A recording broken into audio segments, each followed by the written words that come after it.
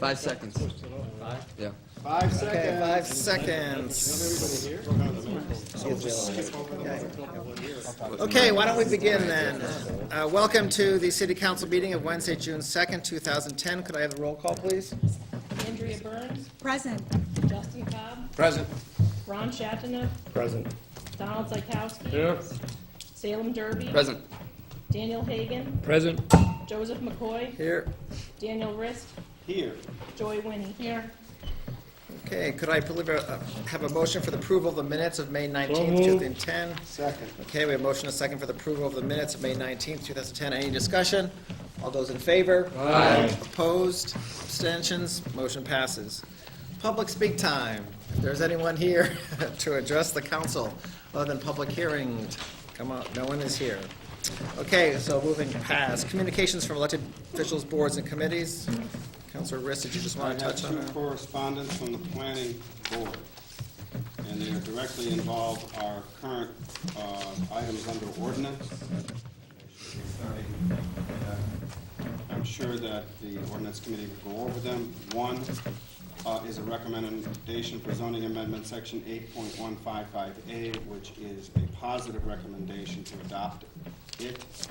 And the other is the zoning amendment highway business district, which is a negative recommendation. I won't go into the details, as I'm sure the ordinance committee will do so at their convenience. Thank you. Yes, I don't believe the ordinance has closed their public hearings on any of these matters, so we'll be hearing more from it. I'll just take the moment to remind everyone, although it's somewhat fluid, that the new open meeting laws take effect July 1st. It may be very likely that there may be an extension November 4th, but in the meantime, subcommittees, please be aware that, as typically, meetings have to be posted 48 hours, excluding weekends, so you need to compensate for that. And new to it, a very brief mention of what's going to be on the agenda needs to be posted as well.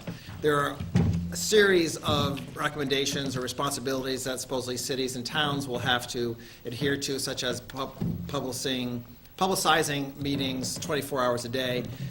It's not clear yet how those are supposed to be enacted, especially with the financial. So I think there's still a lot of questions to be answered. But in the meantime, I think we should all be prepared so that July 1st, our subcommittees anyway, are on top of it and have meetings posted appropriately with attached agendas. Correspondence, there are no correspondence. The mayor is running a little late, so we'll skip over mayor communications for the moment. So we can move to reports of standing committees. Finance, Councilor Cobb. Thank you, Mr. President. Just to be brief tonight, the Finance Committee did meet on the 25th, 26th, and 27th to go over the budget review. We did have a thorough and complete deliberation on this.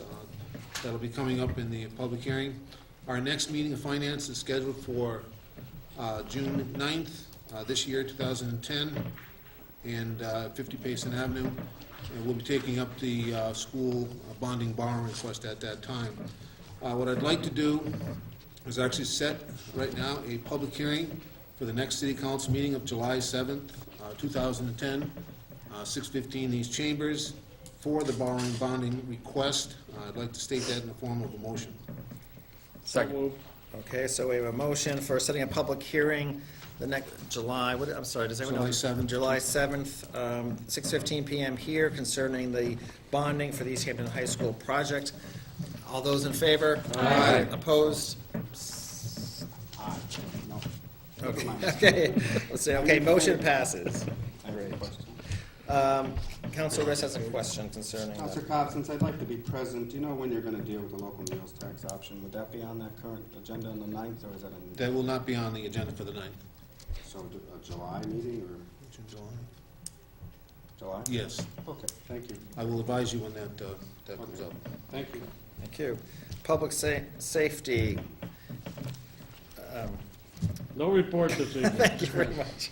I drew a blank. Appointments, Councilor Winnie. Thank you, Mr. President. We have two appointments before us tonight.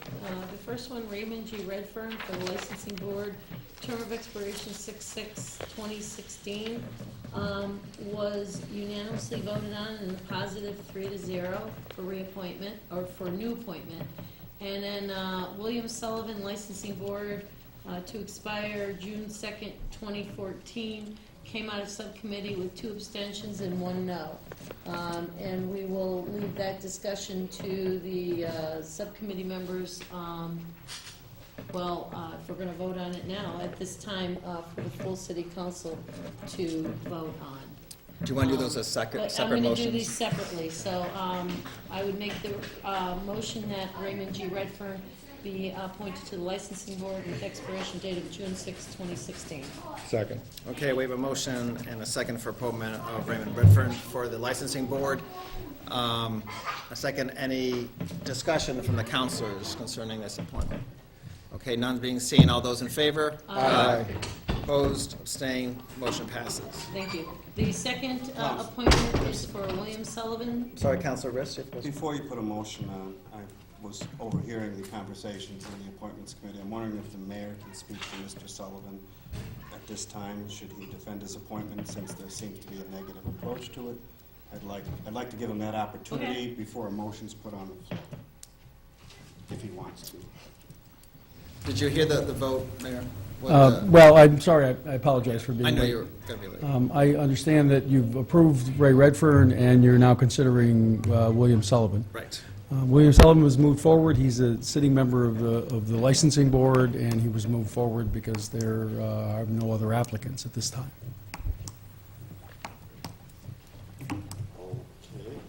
Okay. Question, Mr. Mayor, how many do we have to have on there to make it a viable board? Mr. Sullivan, the board is established under state law. They serve 6-year terms. Members of the board continue to serve in their term until they're replaced. So Mr. Sullivan would not be leaving, should you choose not to appoint Mr. Sullivan, he would not be leaving the license board until he's replaced, under the guidance of state law. Okay. And how many do we have to have on the license? There are board? 3 members. Just 3, and- You know, we had an unexpected resignation. Marlene Mashonsky took a job in eastern Massachusetts and has relocated. And so that vacancy is the unexpired term that we were appointing Mr. Sullivan to. Okay. There hasn't been a lot of interest in the board. I know that there are some concerns about some of the actions in the past, but at this point, we've had it posted for quite a while. We had a known vacancy in Mr. Sullivan's term. Had been posted. We only had 1 individual with any interest. Great, thank you for that. Thank you. Okay, well, I'm going to move with the appointment moving forward in the affirmative. I move that we appoint William Sullivan, licensing board, with the expiration date of June 2nd, 2014. Second? Okay, so we have a motion and a second for the reappointment of William Sullivan for the licensing board. Is there any discussion or comments at this time? Councilor Shachov. I'd like to explain my reason for voting against Mr. Sullivan's reappointment. And it's the first time I've done this in 3 years of service in the appointment subcommittee. I witnessed an applicant in a licensing board meeting. I felt that it was very adversarial and inappropriate, and some of the representations of facts were not factual. And I didn't feel that Mr. Sullivan's service is in the best interest of Easthampton. I don't want to get personal, but my observations were such that I felt it was not good for Easthampton. Councilor Sakowski. Well, in defense of Billy Sullivan, I've known him all my life and everything else, and the Irishmen do have a gift when they're at some of these meetings, and it maybe sounds a little adverse at times, but the idea of it is, sitting there on the licensing commission, I imagine it should be. Sometimes it has to be a little tension brought in to get to the bottom of the idea. So I'm willing to support Bill Sullivan. Councilor Derby. I'm sure Mr. Sullivan is a great guy, but I would have to, after being involved with some of the meetings I imagine Councilor Shatnoff is referring to, I remember going away with kind of a bad taste in my mouth and thinking that the approach that was taken in the specific situations was not concise enough to the situation and went beyond the scope of what needed to be done, and was not really relevant in a lot of ways to what needed to be done. And I felt like it was a little bit uncomfortable for the applicants. It was uncomfortable for me and some of the other members that were present at the meeting. And I definitely went away from those experiences thinking that I was not going to vote to reappoint Mr. Sullivan. So I too will be voting no. Any other comments? I think I chose to abstain on this one. I did have some reservations about some of his conduct at some of the meetings. We have served as chair and co-chair of the Easthampton Democratic Committee for a series of 4 years. So to remove myself sort of from any kind of notion of partiality, I chose to abstain in the subcommittee, and I will do the same in the main vote. Is there any other comments? Councilor Hayden? I don't know if there's a way to put this off. I guess I feel a little uncomfortable in that I don't know Mr. Sullivan, and this is really the first, generally appointments is pretty matter of fact, and I guess I feel a little comfortable till I get a little more information on Mr. Sullivan of whether I would be supportive of him or not supportive. Okay, Councilor Rist? According to the charter, either we say no to an appointment or it's automatic in 30 days, so he would be automatically appointed if we delayed, especially till July. So also, given the mayor's comments that state law means that he's on until he's replaced, our no vote would be a suggestion of that we'd like to have him replaced. But if he doesn't get replaced by the mayor, he stays on until there is a replacement. And I just wanted to point those two things out. Councilor Sheffield? Correct me if I'm wrong, but if we vote the appointment, he's in for the term. If we vote no, he serves until another person can be brought forward. That's So to affirm this appointment means to extend his tenure. 6 years. Okay, is there any more comments? I guess we should have a roll call vote on this, please.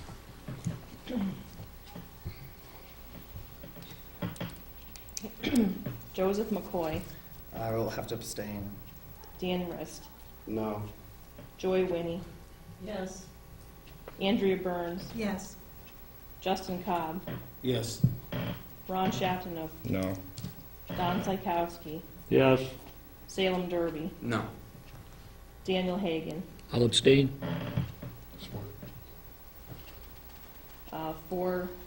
Four yeses, 3 noes, and 2 abstentions. Councilor Rist? Since I know the rules, there is no mandate for this under the charter that it be 5 votes. Our current Rule 8 and the current charter says that there should be a majority of those present and voting. An abstention is a not voting. So the majority holds 4 to 3, and he is affirmed. Okay. Based on my knowledge of the charter and the rules. Trying to change that. Thank you very much for your rules expertise. Okay, Been here so too long, unless I we hear guess. differently,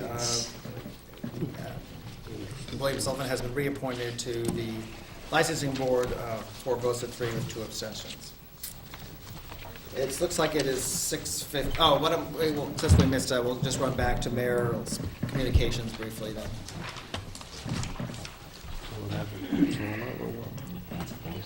Thank you, councilors. I do apologize for being late. I had a meeting in Springfield that kept me delayed a little bit with traffic, but I'm very happy they don't have to commute back and forth to work like that. Wanted to just let you know that we are currently fielding 2 appeals on the Manhan Dam fish ladder. One that you're aware of, I believe, the Zoning Board of Appeals granting of the necessary permits has been appealed by Mr. Richard Boyle. Also today I received a copy of a filing Mr. Boyle is also appealing the injunction that the city received from the Hampshire Superior Court, allowing us to move forward. At this point in time, we're defending both appeals. The one that is of time sensitivity is the appellate board appeal of the injunction. That likely will be handled within a couple of weeks, and so we'll have a better idea of the outcome at that point. Attorney Fitzgibbon, as you know, briefed you on the situation that we're facing in that instance. I'm available to discuss this at any time. It's pending litigation. I won't be discussing it in public, but I'd be happy to share any of the information with you, or if you want to make an appointment. If you decide that you'd like the attorney back in front of you, you just simply need to ask. The other item is a report that I thought was of interest to you, and so I provided it. You have a memo, and on the back regarding the ridership on the PBTA Express bus. We are one of 4 communities that have implemented a shuttle service. We were the pioneer here in the valley. With the help of Congressman Over, we implemented this flexible route shuttle service in Easthampton to provide some better public transportation. As you can see, of the 4 communities, our ridership topped 20,000 this past year. The next best was Palmer, and then Ware, and down at the bottom at 1,800 is Belchertown. So that's been a huge success for us, and it's really been a great expansion of the public transportation service here in Easthampton. Thank you. Thank you. Anything else? Okay, moving on to public hearings. Could I have a motion to open I'm sorry. I had a question for the mayor. Okay, I didn't realize, sorry. I couldn't let him get away with it. He was late for the meeting. We got to hold him to the... It's okay. Mike, I read the report on the dam by Bond, and I realized I was on a property committee when everybody decided the town wanted to sell that piece of property, or city wanted to sell that piece of property. And it seems to me, if we're going to go with a fish ladder, now that they're talking about producing electricity, and reading the report in there, that there's a lot of repairs that have to be done on the dam, according to the report, all minor repairs, What- but I'm sorry, I'm not familiar with the report. There was a report done in the 90s that... this that- one is been done by Bond, November 13th, 2006. Okay, I'm not sure I'm familiar with that one, but... And, the thing of it is, I was just wondering, it seems like if we're gonna be down there time and time again repairing on that, and if that place gets built out, we're gonna be using that, like for a construction yard, that isn't fair to the owners of that property. I was wondering, maybe we ought to think about buying it back. Well, Mr. President, the council has whatever volition it chooses. I'm following the orders of the council that you placed in the deed on the property. Until you tell me otherwise, we're going to continue to follow the requirements of the deed, and we're going to exercise the rights that you reserve for the citizens of Easthampton. I understand that as an individual, you may want us to change course, and it's perfectly okay to have that feeling, but if the council as a body wants us to change course, then the council, I think, needs to give me that information. But at the present time, I'm not aware of significant deficiencies in the dam. I may not have that report in the top of my mind at this point. We did do some major structural repair on the dam in the late 90s. I know it, but this encompasses that. Yeah, and the fish ladder, the only impact on the dam from the point of view of the construction project is that we will notch a 4-foot wide, about 6-inch tall, we'll make a 4-foot wide, 6-inch tall notch in the very top of the dam. Bond is the current engineer, so I suspect that they're not doing anything that's going to cause any harm. I think Councilor Psychowski was on the property committee then too, and I think probably we were trying to be proactive. And reality is, it may never, ever be feasible to use that property for, electricity of any sort. But I think at the time, we thought we should always reserve that option in case the way energy costs are going and technology, it may be feasible at some time, but it may never, ever be feasible. No, I was just saying that the thing of it is, I read this report, and I was remiss because I never read that report when I was serving on a property subcommittee. Mm-hmm. And the thing of it is, when I noticed that the repairs, and we did work in 1990, and this report was done in 2006, so that proves to me that as the years went by, more and more little, wear and tear on the dam, and they're all minor repairs, but you're gonna have to get in there, and who knows, once they start working on something like that, if they're, if there's more than what you can see on top, structurally. So I just wonder, and I'm just throwing that out as a question. So. I mean, if you feel strongly about this, you could bring it forward, as the mayor mentioned, as a request to change it. I don't know how much support you'd get, but that's certainly your prerogative as a councilor. No, I'm just saying, because I read the report, I don't know. Okay, thank you. Thank you. Move we open the public hearing. Second. Okay, we have a motion and a second to open the public hearings. All those in favor? Aye. Opposed? Abstained? Public hearing is open. Counselor Cobb. Thank you. I'm going to actually start out tonight. What I'd like to start out with is, first of all, to remind those present that the city council has a very limited role or very limited authority over this budget. We cannot add or move items around. We can only, through amendment, just reduce things if you feel so strongly about an item.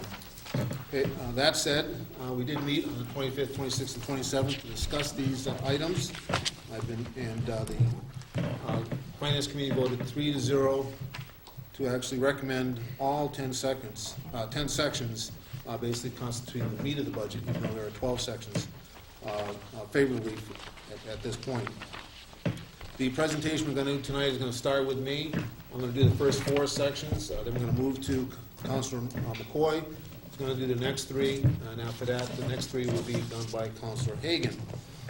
Okay, and what I'd like to note here is that the mayor has presented us with a balanced budget, and that part of this budget includes $200,000 from stabilization, $100,000 out of the current balance of free cash, and I believe there's around 250, correct me if I'm wrong, from retained earnings. And if you read the Gazette today, you would see that this is not a budget that even keeps up with inflation. It's a little over $260,000 over last year. That's not a substantial increase for the size of this budget. I think it's less than 1%, just to quote that.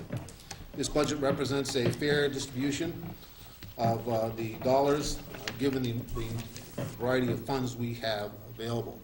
That said, I'm going to start with Section 1, which is our general government.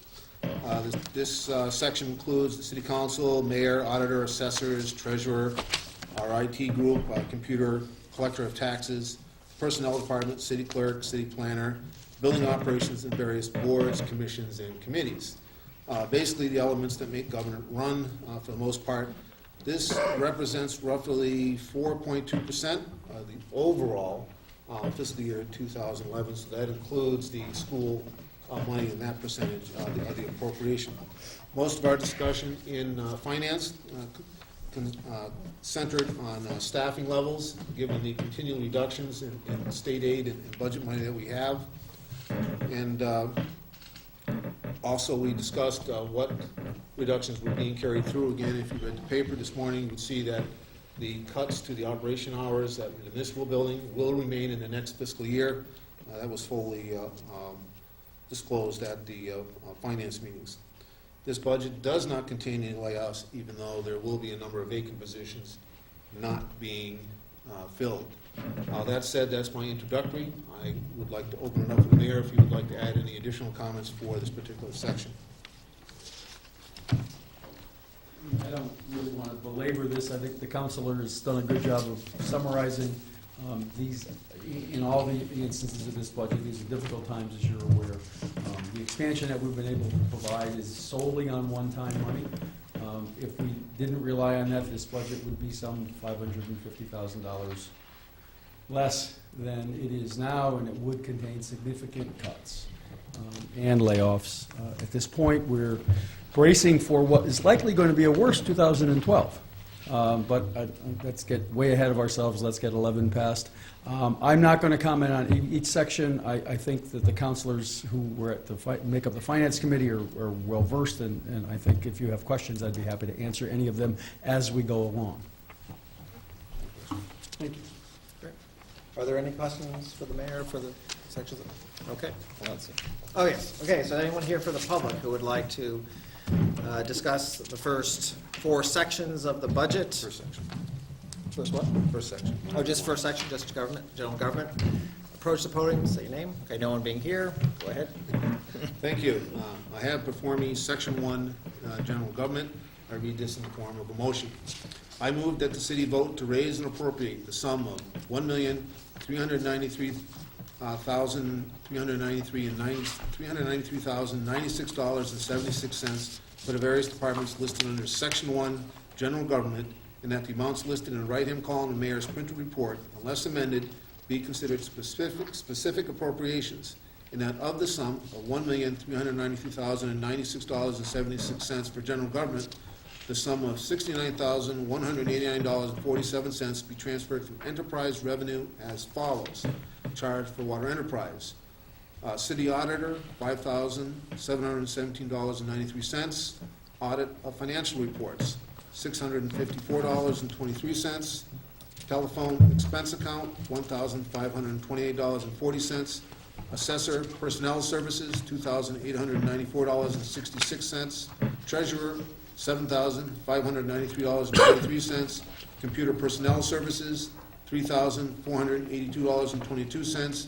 Computer expense, $550. Collector personnel services, $3,161.84. And personnel department, $6,085.08 for a total of $31,667.59. Charge for sewer enterprise. City auditor, $5,717.93. Audit of financial reports, $654.23. Telephone expense account, $1,549.65. Assessor personal services, $2,894.66. Treasurer, $7,593.23. Computer personnel services, $3,482.22. Computer expense, $550. Collector personal services, $3,161.84. In the personnel department, $11,918.12, for a total of $37,521.88.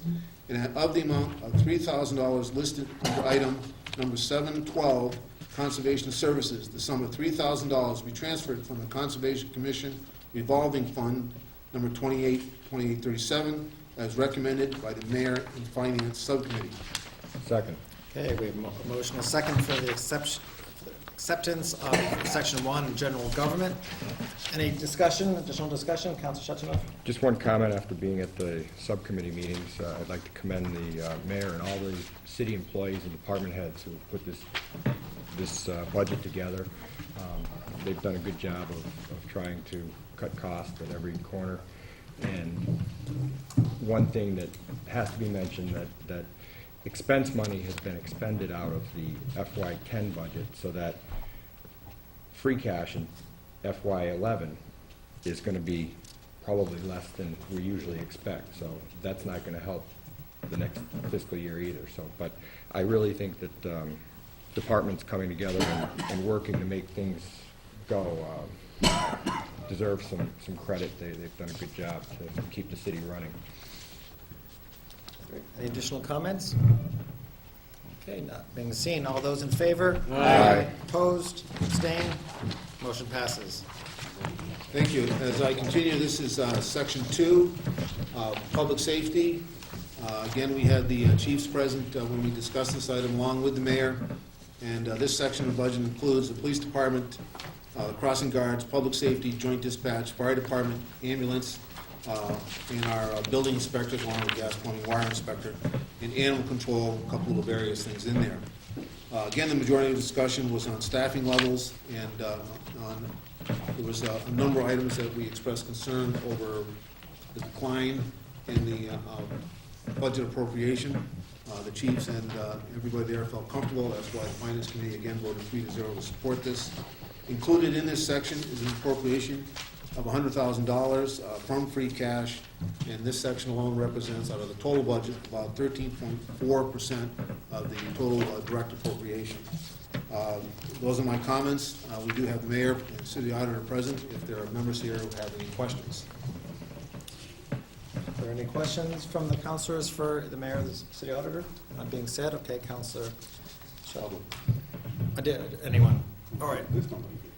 No, it's still, Okay, is anyone here for the public who would like to speak to section 2? None being seen. Okay, thank you, Mr. President. I have before me Section 2, Public Safety. I state this in the form of a motion. I move that the city raise and appropriate the sum of $4,442,771.24 for the various departments listed under Section 2, Public Safety. Don't ask me to spell that little word. And that the amounts listed in the right-hand column of the mayor's printed report, unless amended, be considered specific appropriations, and that of the amount of $4,442,771.24 for public safety, the amount of $100,000 be appropriated from certified free cash as recommended by the mayor and finance subcommittee. Second. Okay, we have a motion and a second for the approval of the public safety, section 2. Counselor Cupp? Just a quick comment, there is still a little over $6,000 left in free cash even after this appropriation. 600. 6,000. Yeah, 6,000. it's basically wiped out for a year, but it's still a little. Oh, okay. I was thinking of stabilization. Oh, okay. Oh, God. No. Okay, any additional comments on section 2? Okay, all those in favor? Aye. Opposed, abstained, motion passes. Counselor Cobb. Thank you. I would be remiss if I didn't mention this. Both the fire and police department presented the finance committee, if not other councilors, with an early proposal early on for us to review and study. And that's my segue into the next section, which is school. The superintendent of schools was present to give a well-thought-out and well-discussed by the school committee presentation. Came to us in a white binder with all kinds of information. Made actually our discussion and deliberation very short and sweet. There were a number of discussions. Again, most of the discussion here is centered on the part that they call the restoration budget. Was over fiscal year 10, they got about a 0.25% increase. I consider that flat. Not really a sizable increase for me to consider that their budget has been increased. That said, I want to congratulate, or I want to thank Superintendent Carter for the years that we've had her to actually present this budget. When she has listened, there are changes. This has become easier to read and easier to follow. And I also want to thank the school committee for all their time and effort in actually putting this together for us so that we have a thorough, complete, and transparent understanding of their operations. That said, basically, I don't have a lot of questioning here. At this point, I'll reserve if people have any questions. This budget does represent 44.6% of the total direct appropriation. This particular item, the item that stood out here mostly was the reduction in state aid. And I'd like to note that there are a couple of, I thought I wrote them down. I'll ask the mayor to correct me if I don't say it correctly. There are a couple of things that we normally don't do. One is we are actually spending, out of two items, money that we currently haven't received. One is the circuit breaker money, $180,000, and then there's also $750 in choice funds. That's what's being used to kind of balance the budget. We haven't received those funds yet, so there's a level of risk that we discussed that everybody in the schools, at our committee meetings and the school board is okay with. That said, I'll open it up if people have questions for the mayor concerning this item. Any questions from the council for the mayor or the auditor? Anyone from the public who would like to speak about school section? Okay, none seen. Councilor Cobb. Thank you, Mr. President. One brief comment before I begin. If there's someone here who wants to actually review any of these budgets from the public safety or school after the fact, you're welcome to borrow my copies. I have before me, and I state this in the form of a motion, Section 3, School. I move that the city raise and appropriate the sum of $14,830,000 for the various departments listed under Section 3, School, and that the amounts listed in the right-hand column of the mayor's printed report, unless amended, be considered specific appropriations as recommended by the mayor and finance subcommittee. Second. Okay, we have a motion and a second for the approval of section 3 concerning the school budget. Any additional comments, Counselor Hagan? I'd just like to commend the school department employees. They forewent COLA increases in this budget, especially the teachers, the administrators, and especially special kudos to the senior teachers because they'll have no step increases, no merit increases, but all the employees sacrifice their COLAs, and I think that's admirable. Counselor Cobb. I'd like to commend Counselor Hagan. He actually picked something up that I missed. This budget includes money for step increases for pay plan employees and administration.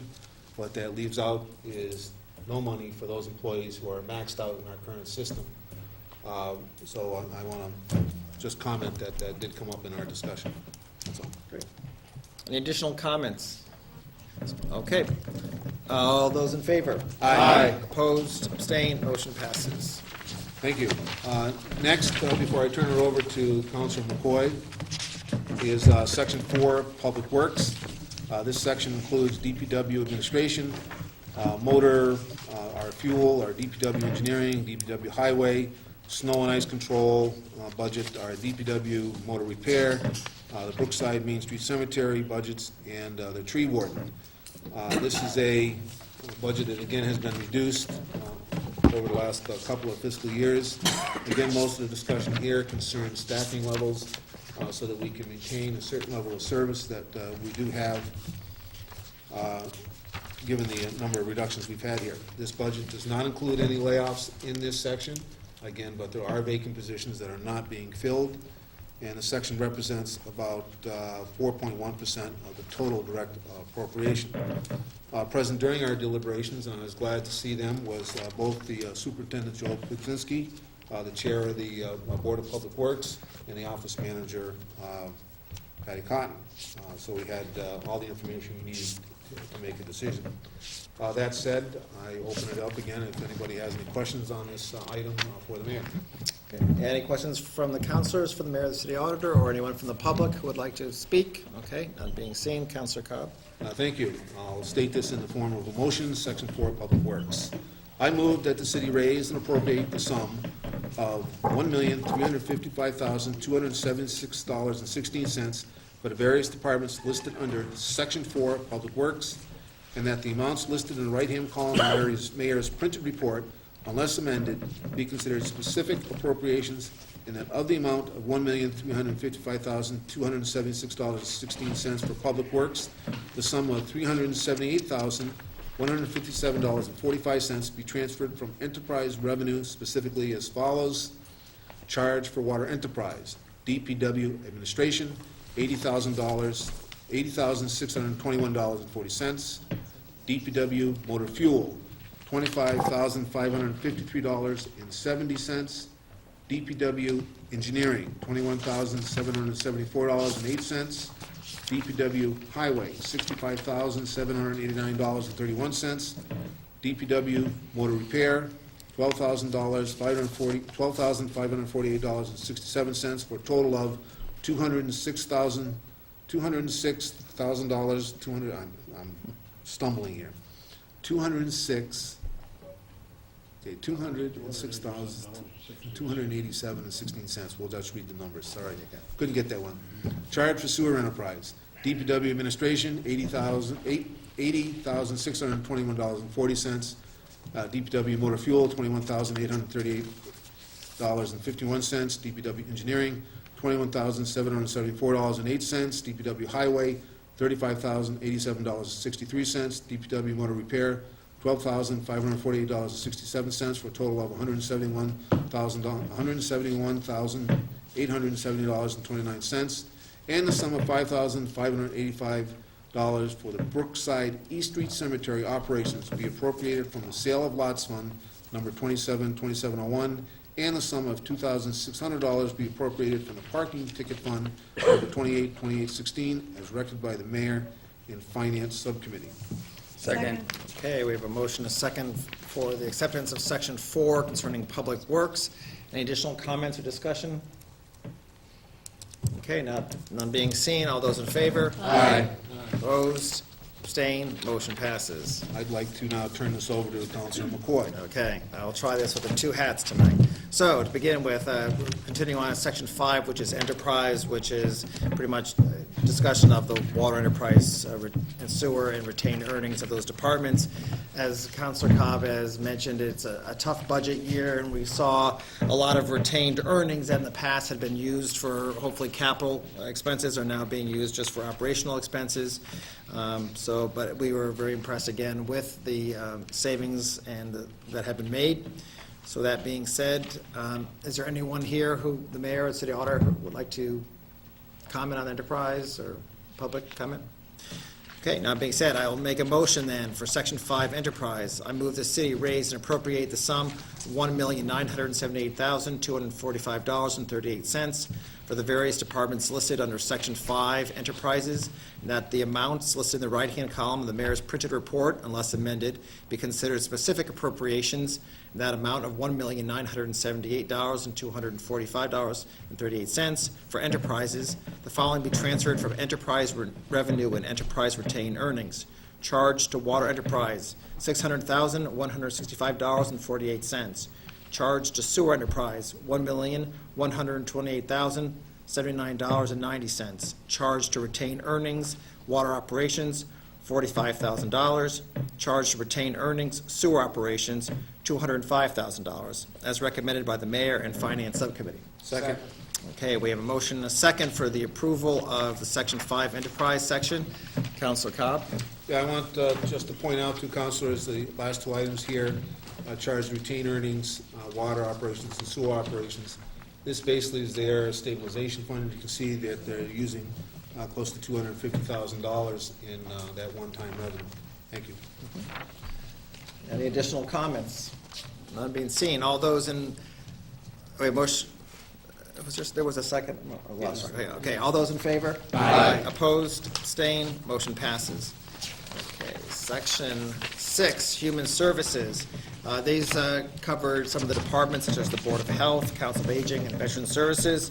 Once again, we have to send out kudos to many of these department heads and the department members who did a great job looking for additional grants, and some members of these departments will be taking unpaid furloughs during FY 2011. So again, a very tough year, and we thank you for the sacrifices some of these departments have had to make.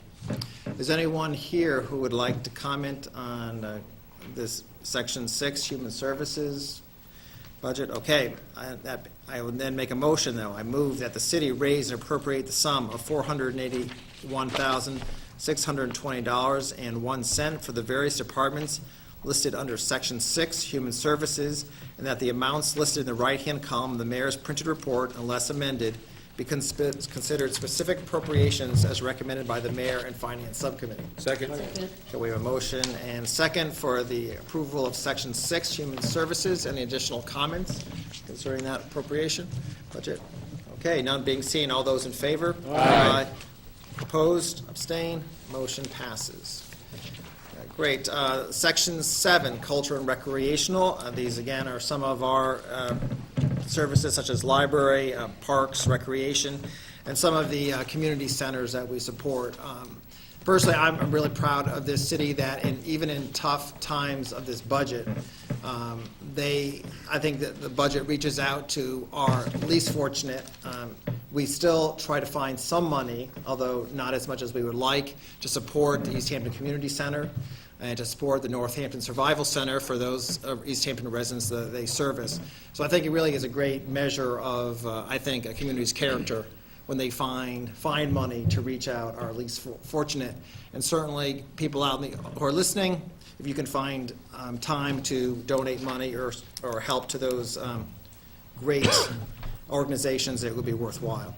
So that being said, I would like to make a motion for the approval of Section 7, Culture and Recreational. I move that the city raise and appropriate the sum of $490,797.50 for the various departments listed under Section 7, Cultural and Recreational, and that the amounts listed in the right-hand column of the mayor's printed report, unless amended, be considered specific appropriations, and that the amount of $190,735 listed under item 6100 for the Easthampton Public Library a sum of $10,000 to be paid from the Wilson Northampton School Contribution Fund as recommended by the mayor and the finance subcommittee.